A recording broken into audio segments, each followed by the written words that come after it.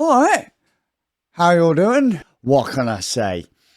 Weird day, not gone according to plan at all. You know, like when you think, hey, I've got like a billion T hours to do everything that I need to do, and then within the first half an hour, everything just goes completely not right.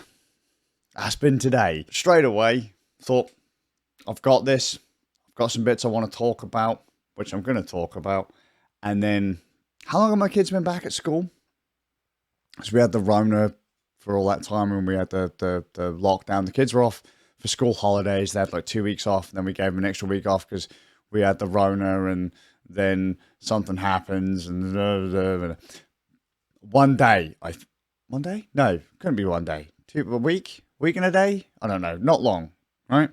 Off school again. Why? Sickness. Which was unfortunate because we sent the big human to school.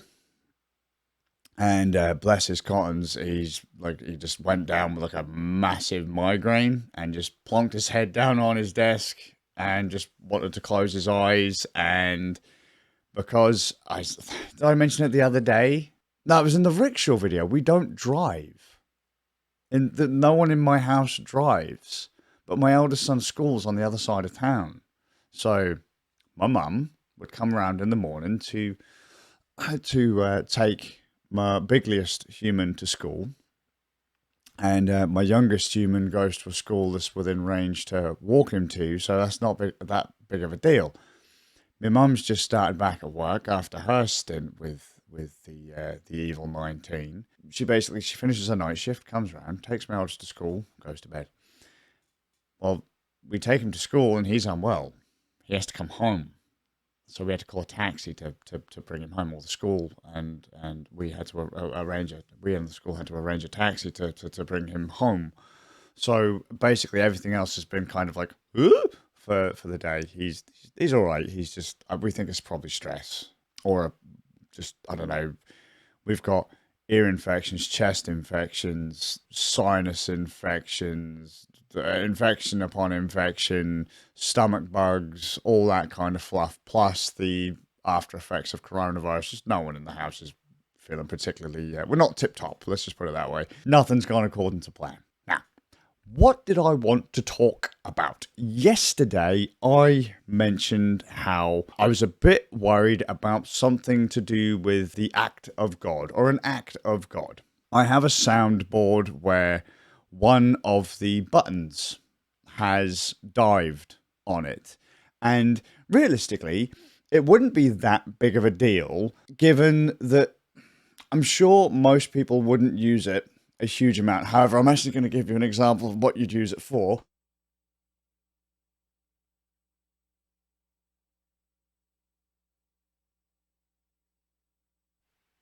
It's a cough drop, right?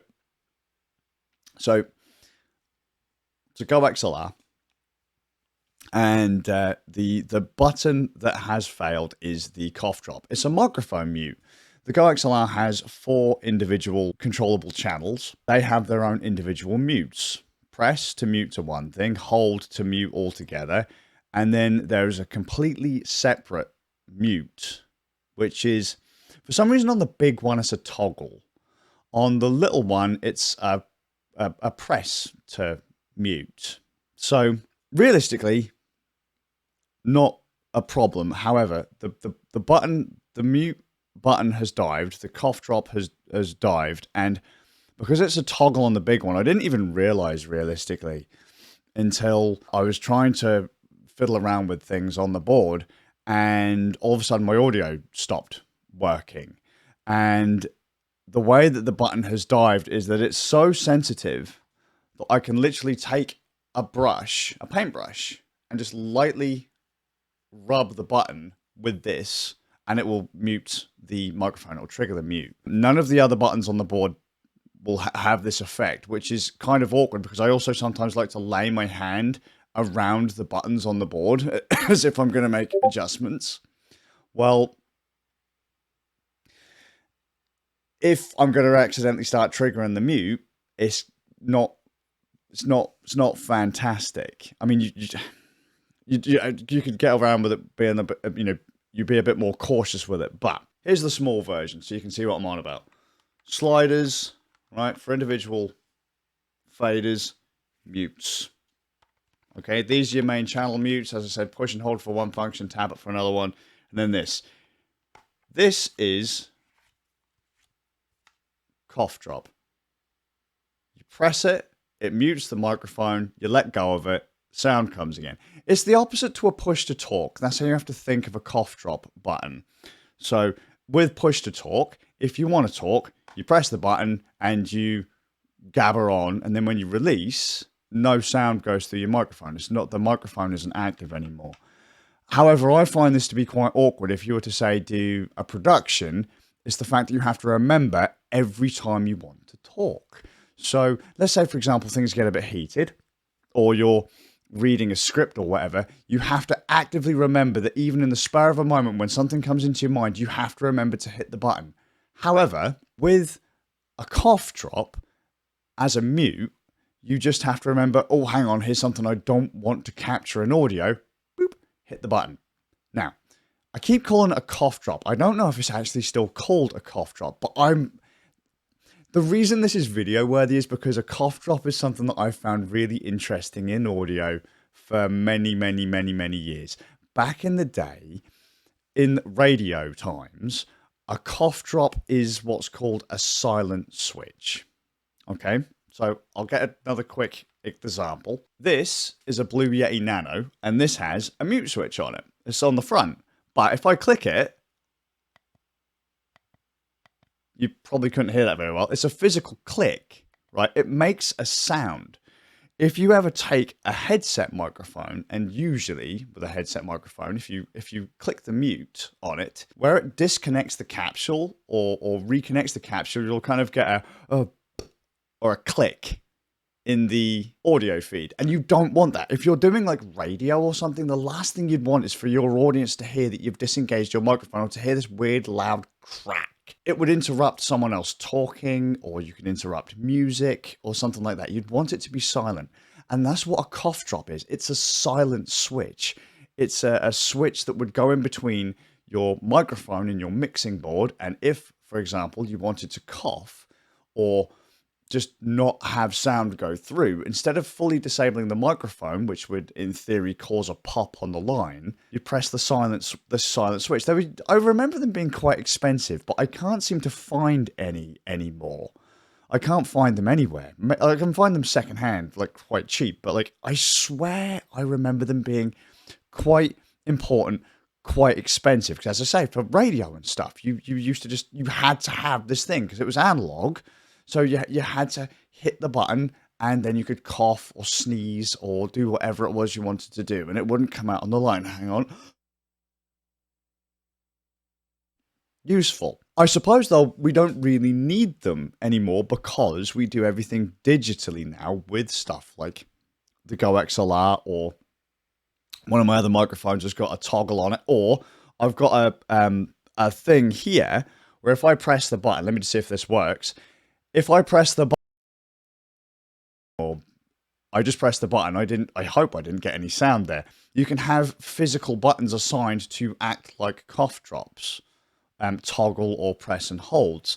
So on, as I say, the little one, it's pre-assigned as a press, release, on, off. So on as you press it, off as you release it. On the big one, it's a toggle, and I found myself accidentally muting all of my audio. It was dumb. The button's too sensitive, and I could realistically just change it to toggle as I've been using it, or press and release, press to mute, and it would be fine. But it's just annoyed me that on a 360 pound board, that button has dived and is now oversensitive. Like, if you have it set to toggle, that could really fuck your audio.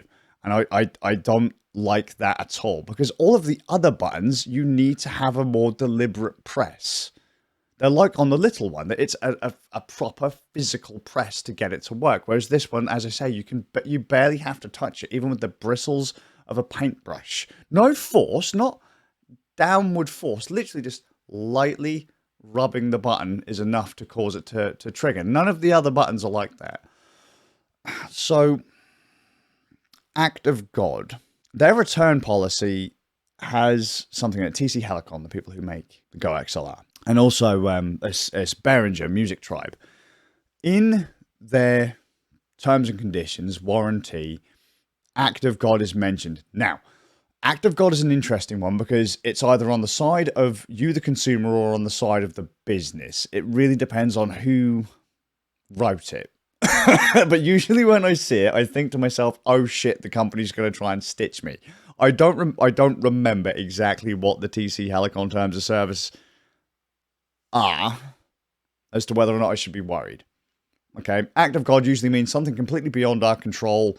We either will cover it if they're on side of you, or get fucked if they're on the side of the corporate. Banks and insurance companies tend to have this in their terms. If you ever see like a weird Latin phrase, I can't remember what the actual phrase is, but if you see something dodge in Latin in your insurance, that could be Act of God. When coronavirus hit, Act of God was used by a lot of companies to pull on their insurance. It was like, well, there's fuck all we can do about it. And, you know, normally you wouldn't cover this stuff, but completely out of our hands, it's an act of God.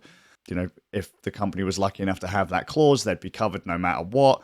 If the insurance company said, you know, in the case of an act of God, shove it up your ass, you were basically screwed. So I did worry, and I thought I was going to have to jump through hoops and email and all that kind of stuff to get the Go XLR sent back. No, I can send it back, and it should be the fine. I don't know if I really want a replacement, though, because I don't necessarily need all of the full functions of the Go XLR that I couldn't already do on the Mini or on my Wave 3 or stuff like that. So I could just get another Mini. I'll be fair, the Mini is fantastic for my laptop. The full size is just great because the full size needs power. The full size has more features, and it needs a wall outlet. So cough drop. So fuck off lungs. A cough drop is great because you can just, I've been using it today. It's on the broken board. I can still use it, but if it's set as a toggle, I'm kind of stuffed. You can reach over and just tap it with your finger, your pinky. I can be using my keyboard and then go, oh, I'm about to cough. As you can tell, I'm coughing a lot. I can just reach over and just tap. Even if, though, it's a solid, fully working button, that's still easy to do with the light press of a finger. Having a cough drop is just, it's a great piece of kit, and something that, as I say, people don't generally need anymore because everything is done digitally. Discord has a push to talk or a push to mute. OBS, XSplit have mute toggles or press to mutes. In-game will have push to talks or whatever. Again, I don't like push to talks. I'd rather have a push to mute because I talk long form, or I'm doing stuff with other people. I don't want to have to remember when someone goes, whatever, I have to then spam that button to do whatever. I'd rather be able to talk, and then when something I don't want to go out, button. Just amazing little silent switches, but you just they're everywhere now, and it annoys me that it's the cough drop that's failed on the board. I'm sure a lot of people don't use cough drops. I just think they're really, really useful. If you just want to quickly mute a microphone, you can just reach over and hammer the button. I'm sure a lot of people would probably want to reassign it. Like, this thing even has a swear button on it.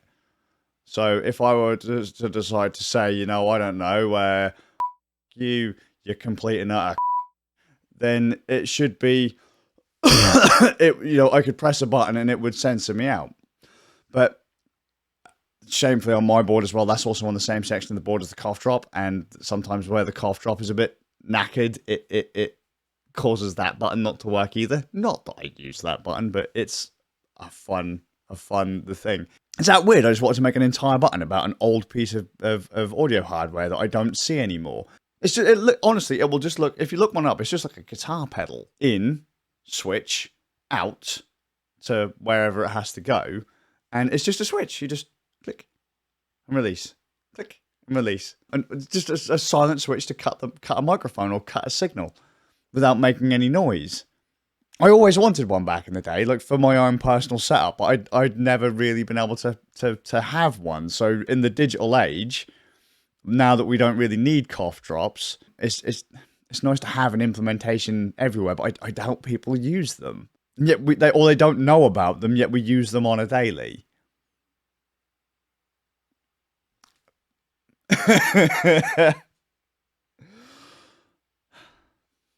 And I really did think I'd have to fight for the act of God clause.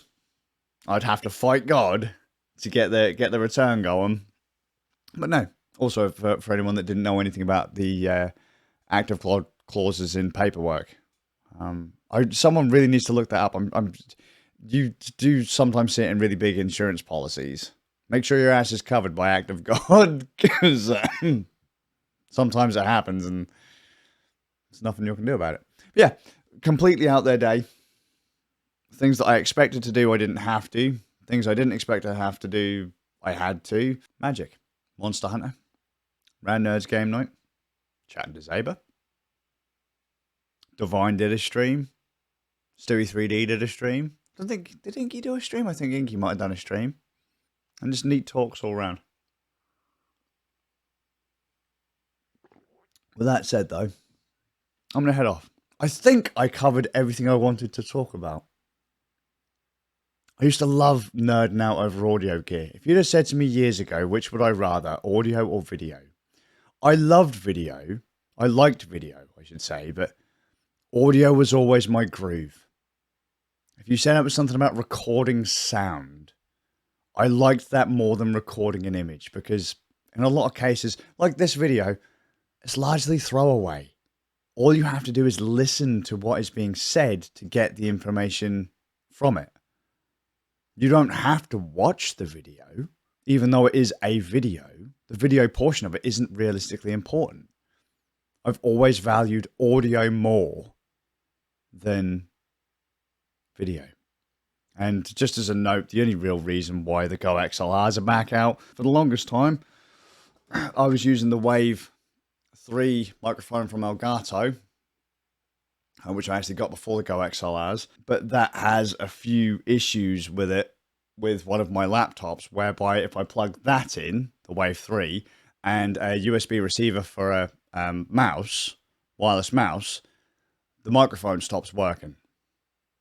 But if you do the thing with the Go XLR, it's fine, even though they function effectively the same way. So I don't know, bandwidth limitations, bus power delivery, I don't know. So, you know, I just thought I'd hook up my Go XLR and a proper microphone again, rather than using a USB microphone, which is fine. But sometimes I just think it's a bit of a waste when you've got several £100 worth of mics just sitting there doing nothing. They are nice boards. I like mixers. I love mixers. And what makes... I'm now going off on a tangent. What makes Go XLRs nice for me is that they do a lot of functions, like you get stereo channels out. So let's say I've got 4 things on the board. I can assign 4 individual stereo channels to this and get 4 individual stereo channels out of it again. And back in the day, to do that with a mixer board, like a full-blown like studio mixer, you'd need something with like a FireWire out connection on it, where you could actually get each individual track out of it, or you'd have to spend well, even the FireWire ones back in the day were a lot of money, but you'd be spending a lot of money on a board a lot bigger than this, and a lot bigger than the the Go XLR is like yay big. It's a fair chunk bigger than this. Mixing boards were huge. Like, I would never be able to fit that one of my old mixing boards onto this desk. All that technology in something so small. That's why they're so good. They're the same with the Wave. The idea of having all those individual stereo channels going into this, even though it's controlled completely by software rather than with physical faders and mute buttons and stuff. Fucking amazing tech. Anyway, I'm gonna head off. Cough drops are great. Fantastic switches. Beautiful. Whatever. Didn't have to fight God. Hope you're well, and I'll see you all with a bit of luck in the next one.